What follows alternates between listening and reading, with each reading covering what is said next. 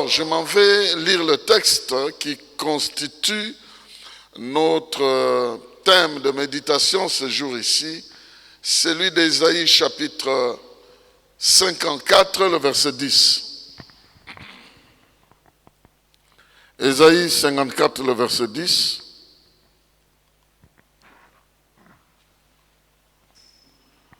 Et nous lirons aussi Lamentation chapitre 3 à partir du verset 20 jusqu'au verset 22.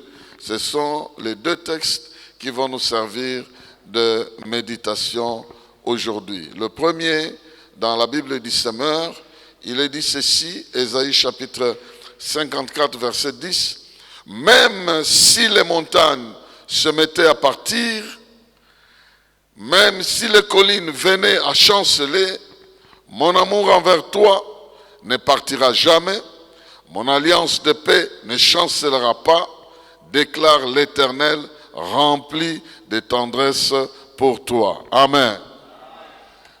Le deuxième texte, il est dans Lamentation, chapitre 3. Nous commençons à partir du 20e verset.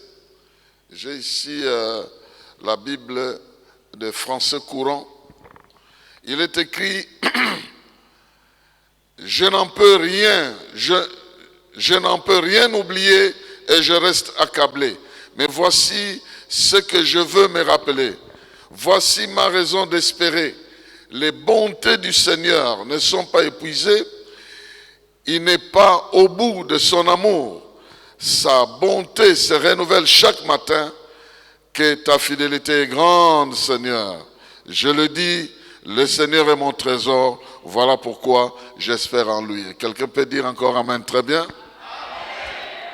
Merci, vous pouvez reprendre vos places. Le thème que nous exploitons tourne autour des bontés de l'Éternel qui ne sont pas épuisées.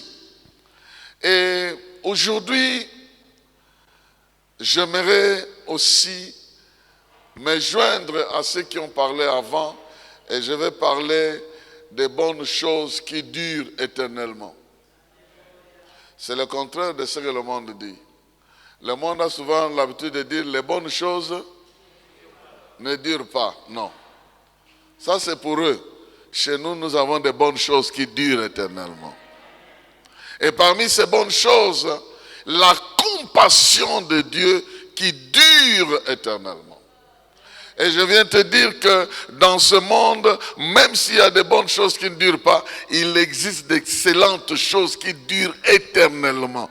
Et tu es du bon côté si tu appartiens à ce Dieu-là, lui-même qui dure éternellement, qui vit d'éternité en éternité. Et comment nous pouvons comprendre la compassion de Dieu qui dure éternellement? Comment nous pouvons bénéficier en tout temps de cette compassion de Dieu? Pourquoi devons-nous bénéficier de cette compassion de Dieu qui dure éternellement? Ce sont les deux petites questions. Comment bénéficier de cela? Pourquoi bénéficier de cette compassion? Mais avant de répondre à ces deux petites questions, j'aimerais expliquer comment la compassion de Dieu fonctionne de manière éternelle. Comment ça fonctionne de manière éternelle? Vous voyez, la compassion qui est l'expression profonde de l'amour de Dieu. C'est comme ça que la Bible l'apprend. On aime peut-être dans le cœur, mais lorsque on a une compassion, on l'exprime. On l'exprime de manière à protéger ce qu'on aime. La compassion agit souvent là où celui que nous aimons est en danger. Et ça nous pousse à protéger ce que nous aimons. Une bonne histoire de cette compassion se retrouve dans l'histoire de Salomon, qui avait reçu deux femmes qui se disputaient sur un enfant. Vous connaissez l'histoire. Il y a une qui disait l'enfant m'appartient, l'autre dit non, c'est à moi. Et puis Salomon a demandé une épée. Il dit amenez-moi l'épée, on va diviser l'enfant en deux. Et la Bible dit que la mère de l'enfant a eu dans son ventre quelque chose qui tournait. Le même terme de compassion était utilisé là-bas. Donc elle a eu compassion de son fils et dit, je l'ai quand même porté dans mon ventre. Je ne veux pas voir cet enfant-là être coupé en deux. S'il peut vivre avec l'autre femme-là, je préfère qu'il soit en vie plutôt qu'il soit coupé en deux. Ça, c'est une femme qui n'a pas de force, qui ne fait que défendre, se défendre par compassion. Et heureusement, Salomon avait découvert ça pour dire, en tout cas, celle qui a la compassion, c'est la vraie mère de l'enfant. Et on a donné l'enfant à celle qui avait réellement compassion. Mais écoutez, ça c'était une femme qu'on appelait une femme de la rue, une prostituée, qui peut gagner son enfant par compassion. Mais ici, nous ne parlons pas d'un homme, nous parlons de Dieu.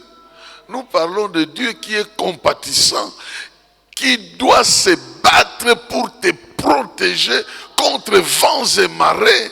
À cause de cette compassion, il ne te délaissera pas, il ne t'abandonnera pas. Alors je dis, la compassion de Dieu fonctionne dans la logique de l'éternité.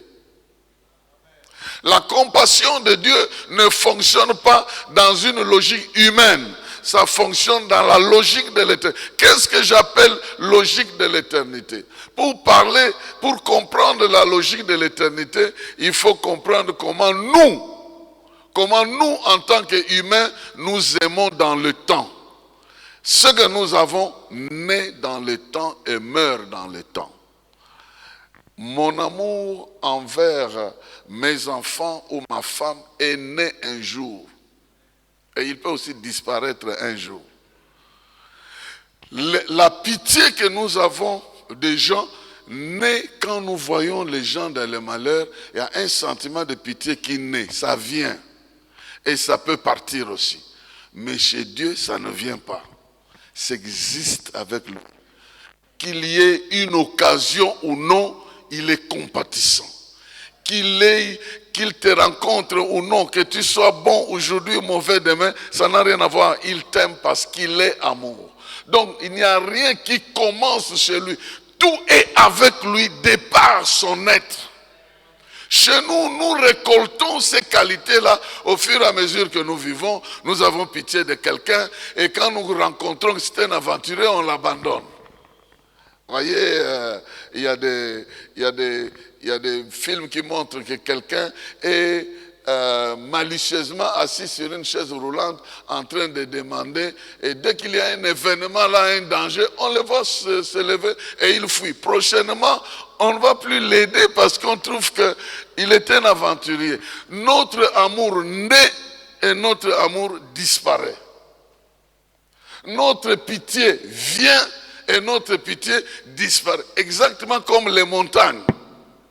C'est comme ça que Dieu compare, dit, les montagnes peuvent s'élever et les montagnes peuvent s'éloigner. Il peut y arriver des événements pour éloigner les montagnes. Mais moi, je n'ai pas de choses qui viennent et qui repartent. S'il y a compassion, je suis compatissant. S'il y a amour, je suis amour. Donc parce que Dieu est compatissant, parce qu'il est amour, il n'a jamais acquis ça un jour pour perdre ça un autre jour. Et ce que nous devons comprendre, dans la logique de Dieu, c'est comme ça. Il est amour, il nous a aimés depuis les temps d'éternité. Dans Jérémie, il dit, je t'aime d'un amour éternel, voilà pourquoi je te conserve ma bonté. L'amour de Dieu n'a pas commencé un jour pour terminer un jour. Les compassions de Dieu n'ont pas commencé un jour pour se terminer un jour, non. Elles ne sont pas à leur terme. Chaque jour, en notre faveur, ces compassions se renouvellent. Bon, il faut dire, ça c'est nous qui voyons que ça se renouvelle. Mais pour lui, c'est la même chose. C'est nous qui vivons avec lui, qui pensons et qui croyons que son amour se renouvelle pour nous. Ses compassions deviennent toujours neuves chaque matin. C'est nous qui sentons ça. Mais lui, il est immuable. Il ne peut ni se détériorer, ni s'améliorer. Et ce qu'il possède ne change pas. C'est nous qui changeons. C'est nous qui goûtons son amour chaque jour. Nous devenons peut-être plus mauvais chaque jour et nous sentons que sa compassion tient encore le coup. On sent que c'est neuf, mais en réalité, il est immuable, il ne change pas. Et dans cette logique-là, nous devons savoir qu'il n'y a rien que Dieu a acquis parce qu'il nous a vus. Non. J'espère que tu me comprends bien. Il y a quelqu'un que tu as commencé à aimer parce que tu as commencé à le voir. Tu le vois, tu l'apprécies, tu l'aimes, et puis tu développes un sentiment d'attachement vis-à-vis de cette personne. Ce sentiment est né un jour, et le jour où la personne va gaffer, tu retires tes sentiments. Mais Dieu n'est pas un homme. Dieu ne fonctionne pas comme un homme. Dieu est un être éternel. Et ce qui est en lui est éternel. Je voulais d'abord fixer ça de cette manière-là. Que nous comprenons que ce qui est en Dieu ne date pas d'un certain temps pour disparaître un autre temps. Tout est éternel. Et nous avons affaire à un Dieu qui aime de manière éternelle, qui est compatissant de manière éternelle. Et comment? Je vais maintenant à la première question. Comment pouvons-nous bénéficier de cet amour éternel de Dieu? Et ici, c'est le Seigneur qui parle. Il parle d'abord au chapitre 54, là, il commence par prédire, par proclamer le changement de la situation d'Israël. Il dit, toi qui étais stérile, commence à considérer que maintenant ta stérilité va disparaître. Parce que tu auras des enfants. Commence à préparer ta maison comme une maison qui doit accueillir les enfants. Élargis l'espace de ta tente parce que quelque chose va t'arriver. Ce qui va t'arriver, c'est que je vais te bénir et tu vas goûter à mon amour. Maintenant, il est en train de comparer les sentiments que les gens ont par rapport au milieu donné, vis-à-vis de ce qu'ils doivent avoir par rapport à lui. Il dit les montagnes. Pour un Israélite, une montagne, c'est un lieu très élevé. Quand il arrive à la montagne, il a le sentiment de bien-être, il a le sentiment de voir tout le reste de la cité. Il est dans un milieu élevé, il fait beau être là. Souvent, ils allaient aussi prier à des montagnes. Ces lieux-là de confort, si c'est une armée qui est sur la montagne, elle sait contrôler tout ce qui est en bas. Donc la montagne représentait un lieu de confort. Et ce lieu de confort, lorsque vous êtes là, l'ennemi doit faire des efforts pour vous atteindre là-bas. Et il dit, l'amour que j'ai envers toi doit t'amener à considérer que c'est plus confortable qu'une montagne. Tu dois considérer que ce que j'ai envers toi est de loin supérieur à une position. Tu n'es pas comme sur une montagne, parce que la montagne peut te décevoir aussi. Parce que sur la montagne, on peut t'atteindre. Sur la montagne, on peut te tuer. Sur la montagne, on peut t'exécuter. Les prophètes de Baal ont été exécutés à la montagne. Il y a des choses qui sont arrivées à la montagne. Donc sur la montagne, tu peux être atteint. Mais lorsque tu habites chez le très haut et tu fais de lui ta demeure, eh bien, tu es en sécurité parce que moi, je ne suis pas un lieu qui peut fuir. Moi, je ne suis pas semblable à un endroit qui peut disparaître. Je suis Dieu, je n'ai ni commencement ni fin, je ne vais ni ne va, je ne viens ni ne viens, je ne viens ni ne va, je voulais dire. Et parce que je suis éternellement ce que je suis, si tu es avec moi, tu es confortable. Tu es confortable plus que devant un haut lieu, plus que devant une colline qui peut chanceler. Mais lorsque tu es en moi, lorsque tu me fais confiance, lorsque tu es avec moi, tu es de loin plus qu'un lieu sûr. Celui qui habite dans les demeures de l'Éternel s'abrite à l'ombre du Tout-Puissant. Donc, si tu te confies en moi, tu es de loin supérieur à quelqu'un qui est dans une position montagneuse. Ici, il est question de faire confiance à Dieu pour la vie. Parce que nous traversons beaucoup de difficultés dans le monde et nous nous plaignons de l'attitude, de l'indifférence du monde. Et des fois, nous confondons que Dieu aussi est comme ça. Quand est-ce que nous avons besoin de la compassion? Quand nous souffrons et que personne ne nous regarde. Quand nous souffrons et que personne ne nous aide. Quand nous traversons des temps difficiles et qu'il n'y a personne qui s'intéresse à nous. Et nous croyons que Dieu aussi est comme ça. Dieu dit non. Il est différent. Lorsque les montagnes peuvent partir, peuvent se détacher de toi, moi, je ne peux pas partir. Le verbe partir est lié au sentiment. Donc, supposons que cette chair est une montagne et que mon appareil ici est sur la montagne. Ça a un sentiment de sécurité parce que la position est une position de sécurité. Mais si on vient l'attraper, on le déplace de la montagne, le sentiment de sécurité est enlevé parce que la montagne est déplacée de la personne. Lui dit non, avec moi, ce n'est pas les sentiments, c'est votre être. Vous êtes avec moi, je suis avec vous. Et personne ne peut venir vous déplacer. Ce que vous sentez aujourd'hui sera moins par rapport à ce que vous allez sentir demain, parce que je serai toujours le même. Si le malheur devient grand, mon amour devient grand. Si le malheur devient total, mon amour devient total. Si l'ennemi devient multiple, mon amour se multiplie. Si l'ennemi augmente le temps de siège, moi j'augmente le temps de protection. Je serai toujours avec toi, plus qu'une montagne ne peut te garder.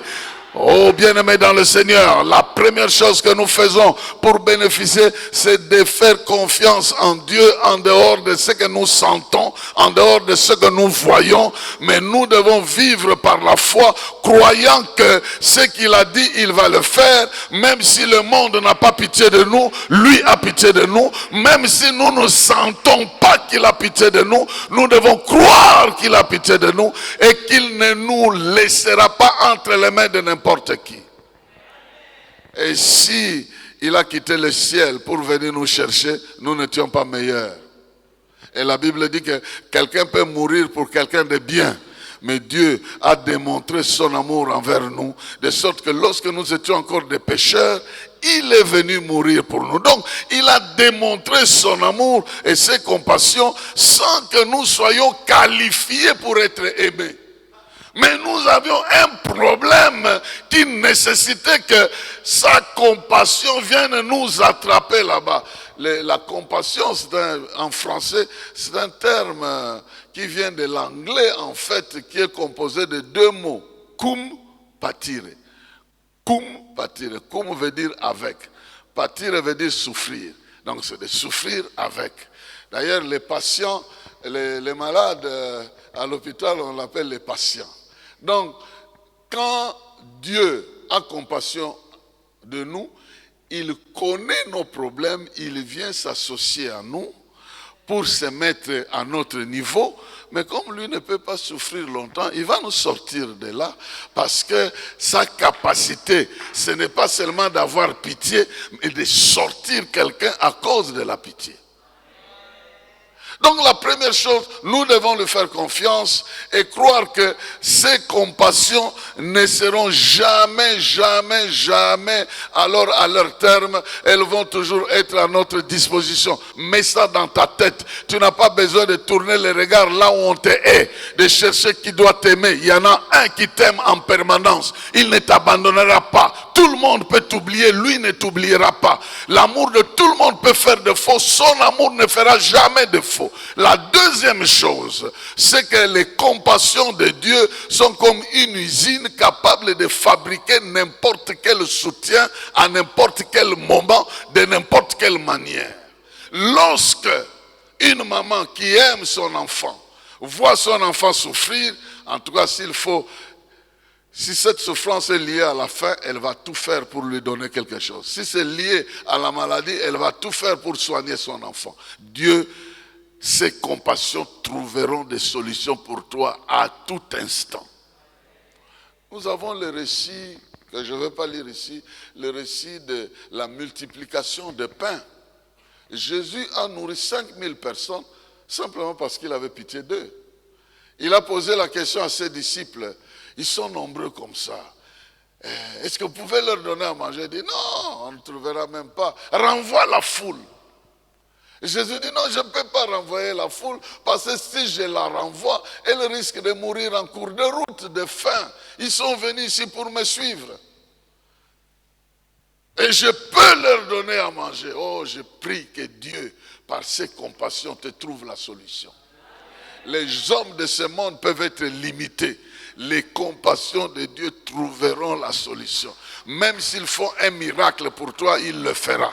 Même s'il faut toucher le roi, il le touchera. Même s'il faut renverser une sorcellerie pour que tu sois tranquille, il va le faire. Même s'il faut t'élever au-dessus des autres, il le fera. La solution qu'il faut, il est capable de la libérer à cause de ses compassions.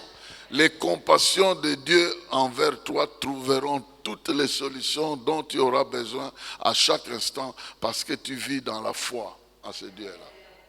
Il te trouvera une solution. On te laissera passer là où c'est impossible de passer.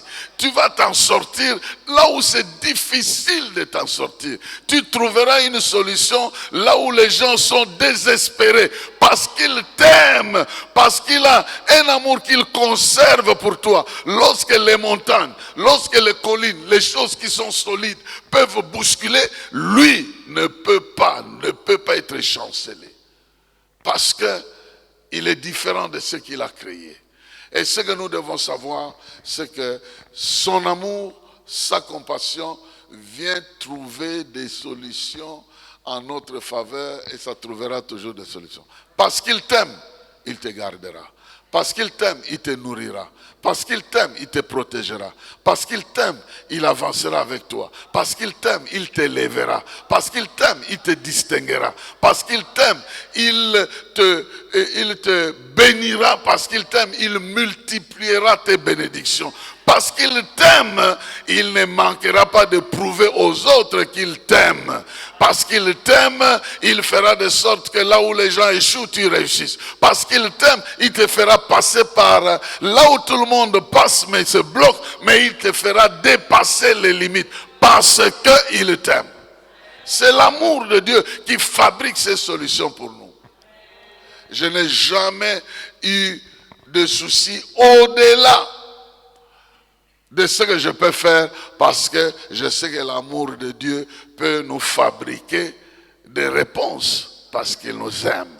Même là où nous sommes dans la confusion, j'ai toujours donné ce témoignage et je continue à redonner ça toujours parce que je ne cesse d'admirer, même s'il a fait ça une fois ou deux fois, je vois comment Dieu peut nous sortir de la confusion, de la honte, de la bassesse.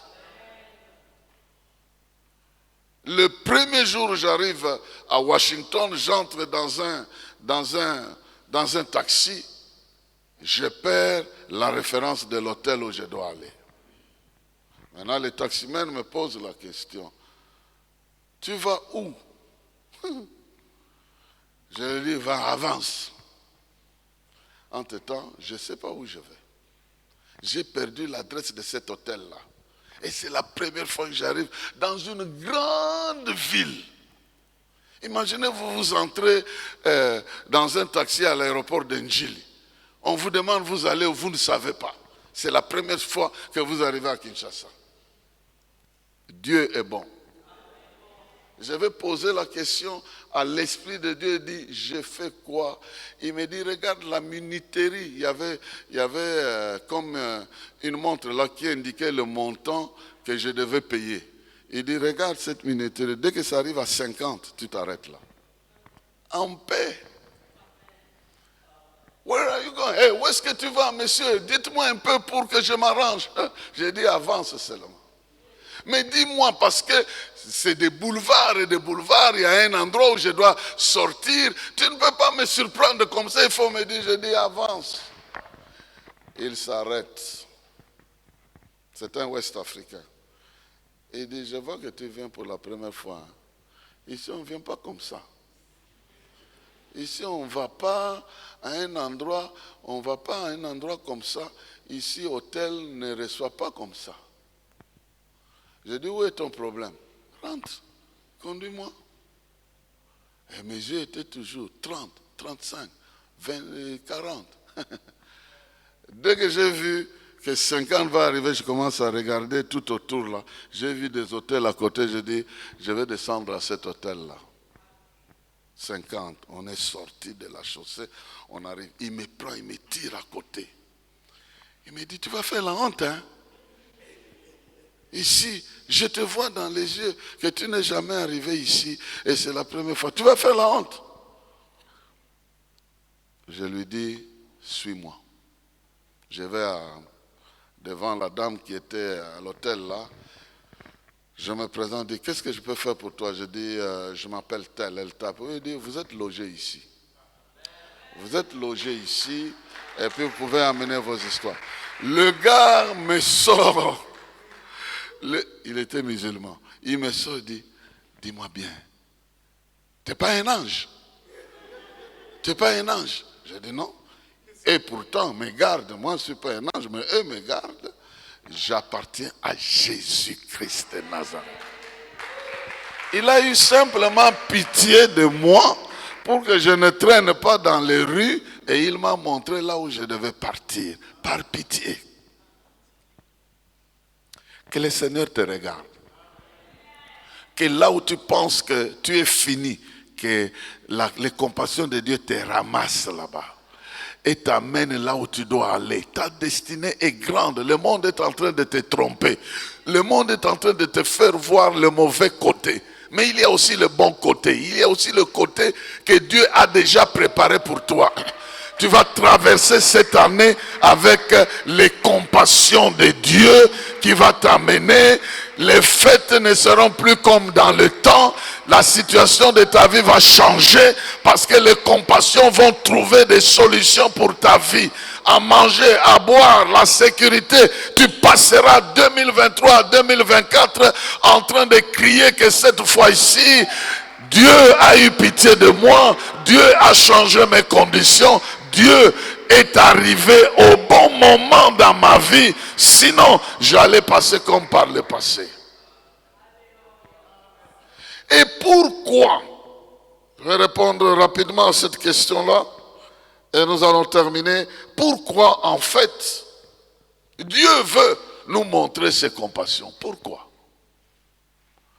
Est-ce qu'il veut avoir pitié de nous? Parce que bon, lui, il a pitié de tout le monde, il a pitié de nous, il nous montre sa pitié et ça reste là? Non. Dieu veut nous démontrer sa pitié, sa compassion, pour nous revêtir de la même compassion, afin que nous le représentions sur la terre. Dieu veut que nous goûtions à sa miséricorde, à ses compassions, pour que nous-mêmes aussi, nous devenons les miséricordieux. N'est-ce pas qu'il est écrit, heureux les miséricordieux, car ils trouveront miséricorde. Donc c'est un enjeu. Si Dieu nous montre son amour, ses compassions, sa miséricorde qui est la marque expressive de son amour, s'il nous soutient, s'il trouve des solutions pour nous, il veut que nous devenions aussi par ricochet des gens qui regardons les autres comme lui les regarde et qui manifestions l'amour comme lui manifeste, afin que par cette manière d'agir, nous puissions le ressembler sur la terre.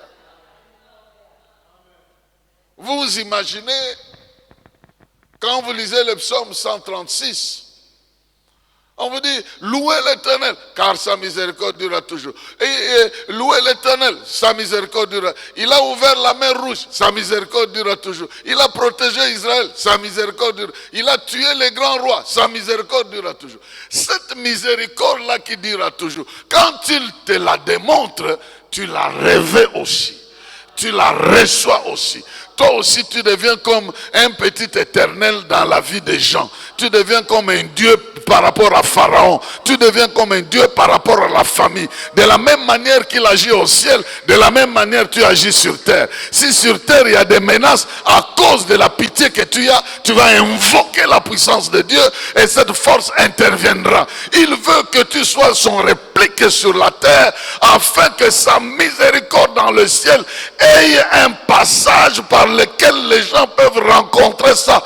Et lorsque tu le fais, Dieu t'ajoute davantage. Lorsque tu le fais, Dieu t'ajoute davantage. C'est pourquoi il est écrit, heureux les miséricordieux, car ils recevront miséricorde. De la part de qui? De Dieu. Lorsque nous manifestons la miséricorde de Dieu chez les gens, Dieu l'ajoute dans notre vie. Il élargit notre espace. Il manifeste sa puissance. Il intervient là où nous pensons qu'il ne peut pas intervenir. Il agit en notre faveur pendant que nous agissons en faveur des autres personnes. Et tu veux devenir la manifestation de la gloire de Dieu sur la terre, deviens miséricordieux. Commence à avoir pitié des gens et lorsque tu n'as rien, eh bien, il va canaliser. La Bible dit que les richesses de cette terre vont aller entre les mains de ceux qui ont pitié des pauvres. Je ne sais pas si vous comprenez ça. Donc, Dieu va voir, il veut aider les pauvres. Qui a un cœur qui peut aimer les pauvres? C'est toi. Il va canaliser les choses et il va les mettre sur ton chemin. Et sur ton chemin, Dieu va ouvrir d'autres portes parce que tu es miséricordieux, parce que tu agis pour que la grâce de Dieu, la bonté de Dieu se manifeste, pour que les faveurs de Dieu puissent agir dans la vie des gens. Je termine ici par un court témoignage. Dans les années 90, j'avais terminé un travail que je faisais dans une organisation internationale. Et puis, on me paye le décompte final. Dieu me dit, tu vas à Sangomalamu. Tu vas à Sangomalamu, tu payes une émission d'une année. C'est presque 60% de ce qu'on m'a donné.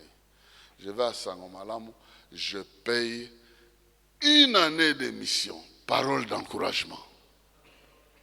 Je paye. Je n'ai plus rien. Je suis locataire. Je passe, parole d'encouragement, parole d'encouragement. Je me rappelle, une année après, j'ai même dit aux gens, écoutez, j'ai fait une année, j'ai parlé, j'ai fait ma part, mais mon contrat s'arrête ici. Si vous voulez que je continue, allez voir Sangomalamu. Sangomalamu m'a appelé pour dire, on a déjà payé 6 mois. Donc quelqu'un est allé payer 6 mois. Mais là n'est pas le problème.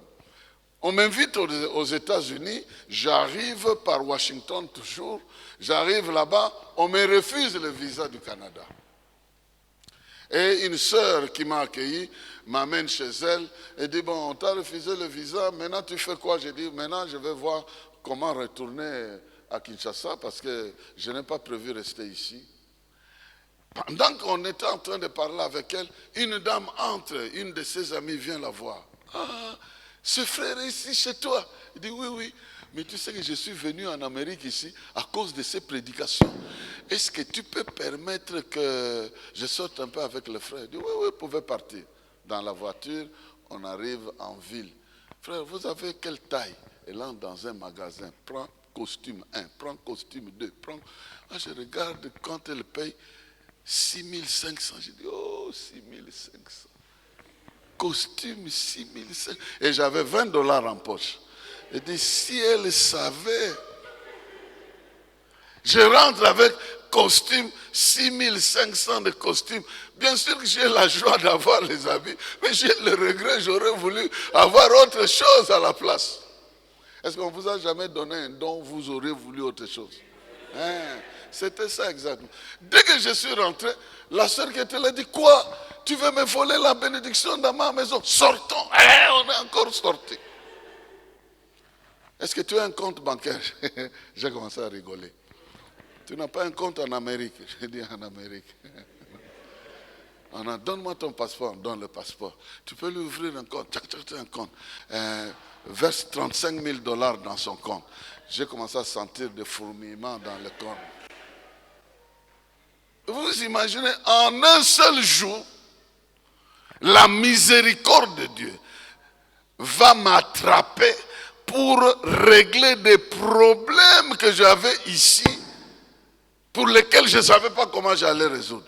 Donc je suis rentré bien habillé et avec un peu d'argent dans la poche. Servez Dieu. Si vous privilégiez les voies de Dieu, vous attirez la miséricorde de Dieu sur vous. Si vous privilégiez l'obéissance, alors il va vous accompagner. Rien ne vous barrera la route. Donc aujourd'hui, je suis venu dire à quelqu'un, d'abord, quand tu as affaire aux compassions, quand tu as affaire à la miséricorde de Dieu, tu as affaire aux choses éternelles. C'est des choses qui ne sont pas passagères. Ça peut t'accompagner toute ta vie. Mets ça dans la tête. Deuxièmement, cette chose éternelle a pour rôle de trouver des solutions dans ta vie. Dieu ne t'aime pas rien que pour t'observer. Il n'est pas là pour avoir pitié de toi sans rien faire. Non, sa pitié le pousse à trouver des solutions. Et parce qu'il est ton Dieu, et parce qu'il t'aime, et parce qu'il a la miséricorde, les compassions vis-à-vis de toi, crie vers lui, il se tournera vers toi. Il aura compassion de solutionner un problème que personne n'a l'intention de solutionner. Il va laisser les marques de compassion et de miséricorde, sa miséricorde dans ta vie, afin que toi aussi tu deviens porteur de cette miséricorde. Parce que dès que Dieu te touche, le pouvoir avec lequel il t'a touché reste en toi. Et tu peux communiquer ça aussi aux autres. Quelqu'un qui a été guéri miraculeusement peut aussi prier pour quelqu'un d'autre qui est malade. Mais quelqu'un qu'on a opéré à l'hôpital, qui est sorti avec autant de comprimés, n'a pas un pouvoir spirituel, sinon le même comprimé qu'il peut partager avec les autres. Mais celui qui a reçu une dose de puissance peut aussi prier pour les autres. Donc aujourd'hui, bien-aimés, je vais m'arrêter ici pour conclure avec 3 choses. L'amour de Dieu, les compassions de Dieu, la miséricorde de Dieu sont éternelles.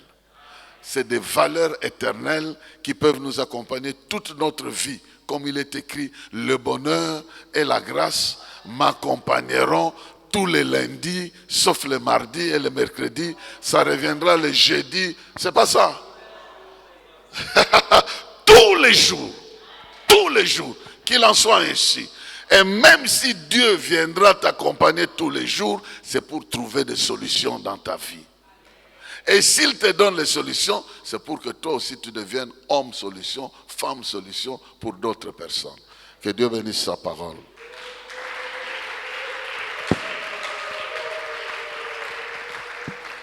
Nous pouvons tenir debout pour juste quelques minutes de prière.